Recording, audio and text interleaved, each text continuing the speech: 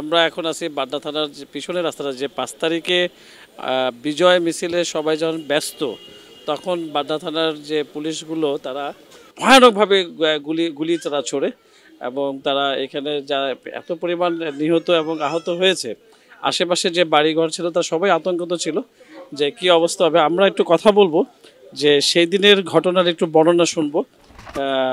আচ্ছা ভাই, আপনার নামটা কি? আমার নাম মোহাম্মদ ইউসুফ। আচ্ছা, আপনি সেদিন কি দেখছেন? সেদিন আমি দেখছি, মনে করেন আমরা সামনে ছিলাম, মসজিদের সামনে ৫-৬ জন মিলে ছিলাম।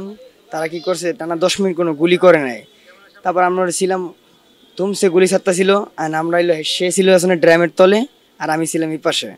সারা আইয়া আছে না ৫-৬ জন আমার সাথে ৪-৫ জন ছিল, তাদের জায়গায় মেরে ফেলছে, আমাকে গুলি করছে। আমি তাদের সাথে শুয়েছিলাম, কোনো টু শব্দ করি নেই, হ্যাঁ আমরা মেরে ফেলতো। আমি এই অবস্থাভাবে যান অনেক কষ্ট করে বাঁচিয়ে তারপর আমি বাসায় ফিরেছি। এখানে যখন আপনি গেছেন তখন কয়টা বাজে?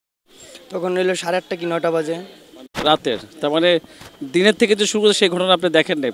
হ্যাঁ হ্যাঁ, পরে যেয়ে দেখছি আমি অনেক, মনে করেন হইলো আসলে হ্যাঁ 30 থেকে 35 জন মনে করেন ডেড বডি পড়ে ছিল, অন্ধকার 30-35 জন এরকম ডেড বডি পড়ে ছিল। এই আপনার মনে করেন হইলো যে ড্রেনের পাশে এরকম হলো বডি পড়ে রয়েছে। আমাদের সাথে এলো, আমার সাথেই এলো 5-6 জন বডি পড়েছিল। আপনি কি দেখছিলেন ওই ঘটনা? তারা যে অন্ধকারে যখন এলোপাতারে যখন গুলি করলো, তখন আমার পিছন থেকে লোকগুলো যারা ছিল তারা সবাই সরে গেছে। তখন আমি তাকায় দেখি যে আমার পিছনে কোনো চতুর্দিকে কোনো লোক নাই। ও আমার সামনে পলায় আছে, মানে একটা ওয়ালের আড়ালে আছে। ও আমার ইশারা দিতেছে যে আপনি আসেন দৌড় দিয়া, কিন্তু আমি ওর দিকেও যেতে পারতেছি না, এত পরিমাণে গুলি হইতেছে। কিন্তু আমার ওই যে ড্রামটা থাকার কারণে আমি নিজে ড্রামের নিচে বসে রয়েছি। যখন আমি দেখলাম যে আমার ড্রামের কাছে এরা চলে আইছে, শব্দ পাইছি, তখন আমি যে ক্রস করে যখন দৌড় দিচ্ছি না, তখনই আমার গুলিটা করছে। তখন এই গুলিটা করছে একদম সামনাসামনি থেকে। মানে আমি যে ক্রসটা করছি, ক্রসের সঙ্গে সঙ্গে ওরা গুলিটা করছে। গুলি করে আমার পিছে দৌড় দিছে, গুলি করে আমার পিছে দৌড় দিছে। ওইখানে পইরা যাওয়া অবস্থা, আমি আবার উঠে দৌড় দিছে। পরে আমার পাবলিক আবার টাইনে নিয়ে গেছে, টাইনে নিয়ে একটা ঘরে ঢুকাইছে। দর্শক, আপনারা শুনলেন যে যারা গুলিবিদ্ধ হয়েছে এবং আহত হয়েছে, কিভাবে তার জীবনটা বাজি রেখে তারা এখানে আসছে এবং অন্যান্য পাবলিক তাদেরকে সেভ করে আবার হসপিটালে পাঠানো হয়।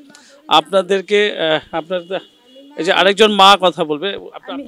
হ্যাঁ, আমার সন্তান, আমার মা গেছে। তো যখন আমি ফোনে পাইছি, আমার ওই হিন্তিয়া ছেলের বাসায় নেছে, তখন ফোনে পাই আমি রাস্তা দিয়ে যাওয়া ধরছি। তখন একটাই করছে এই জায়গায় লাগছে, কিন্তু আমার পুরো ঢোকে না, পড়িয়ে গেছে। আমি দৌড়ে গেছি, তখন ছাত্ররা বলছে যে আন্টি আপনার কোথায় যান? আমি কি আমার ছেলের গুলি লাগছে, আমার কোনো সাহায্যের মানুষ নেই, আমার বাসায় কোনো লোক নাই, আমার ছেলের বাসা, আমার ছেলে হইলে গ্যারেজে, আমার তোমরা করো, সাহায্য করো। পরে ওখান থেকে 3-4 জন ছাত্র যাইয়া বাসায় যাইয়া, তারপর মনে করেন ওরা আরও খুলে করিয়া নিয়ে সিএনজি করিয়া এরপরে গেছিলাম